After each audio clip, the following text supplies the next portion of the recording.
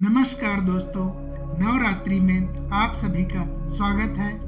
आज हम उन देवी के विषय में जानेंगे जिनकी पूजा नवरात्रि में 5वें दिन होती है। चलिए शुरू करते हैं।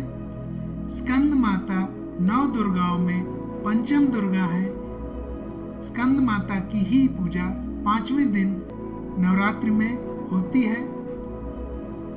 भगवान शिव और माता पार्वती के पुत्र कार्तिकेय को स्कंद के नाम से भी जाना जाता है। भगवान स्कंद को माता पार्वती ने प्रशिक्षित किया था, इसलिए माँ दुर्गा के 5वें स्वरूप को स्कंद माता कहा जाता है।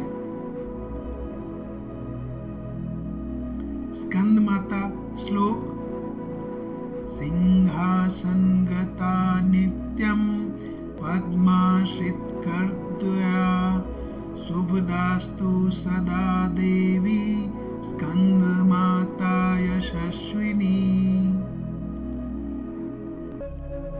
जो नित्य सिंहासन पर विराजमान रहती हैं तथा जिनके दोनों हाथ कमलों से सुशोभित होते हैं, ये यशस्विनी दुर्गा देवी स्कंद माता सदा कल्याणदायिनी और शुभदायी हो।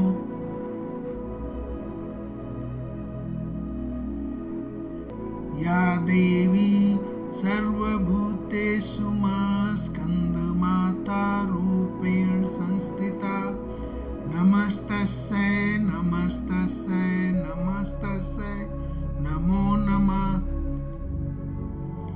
हे माँ सर्वत्र विराजमान और स्कंद माता के रूप में प्रसिद्ध अम्बे, आपको मेरा बारंबार प्रणाम है।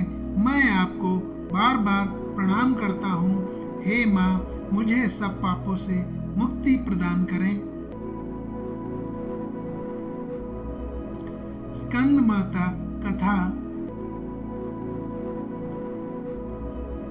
एक पौराणिक कथा के अनुसार कहते हैं कि एक तारकासुर नामक राक्षस था, जिसके आतंक से समस्त जगत भयभीत था, जिसका वध केवल भगवान शंकर के पुत्र के हाथों ही संभव था।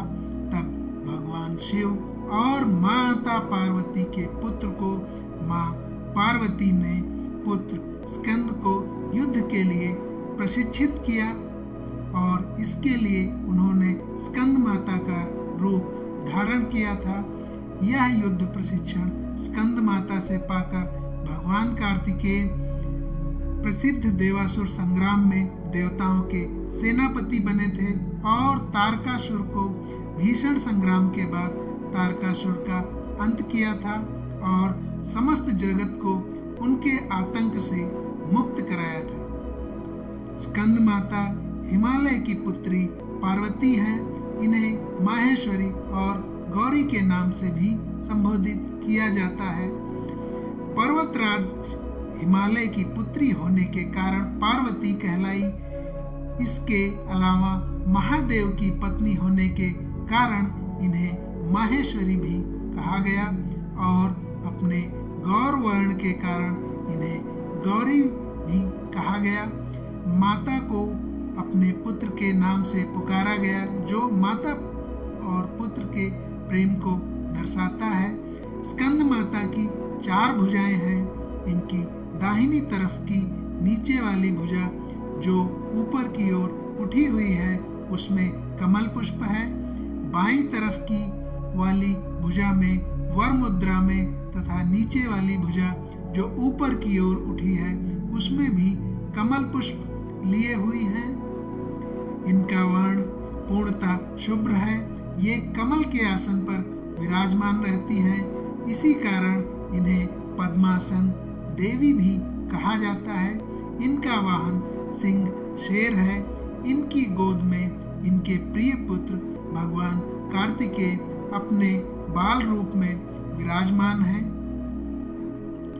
माँ स्कंद माता की उपासना से भक्त की समस्त इच्छाएं पूर्ण हो जाती हैं। इस मृत्यु लोक में ही उसे परम शांति और सुख का अनुभव होने लगता है। उसके लिए मोक्ष के द्वार स्वयं सुलभ हो जाते हैं। स्कंद माता की उपासना से बाल रूप स्कंद भगवान की उपासना भी स्वयं ही हो जाती है।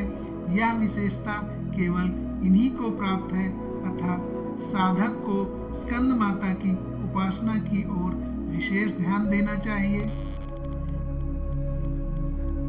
अगर आपको हमारा वीडियो पसंद आया है तो कृपया लाइक, शेयर और सब्सक्राइब करें। आप सबका धन्यवाद।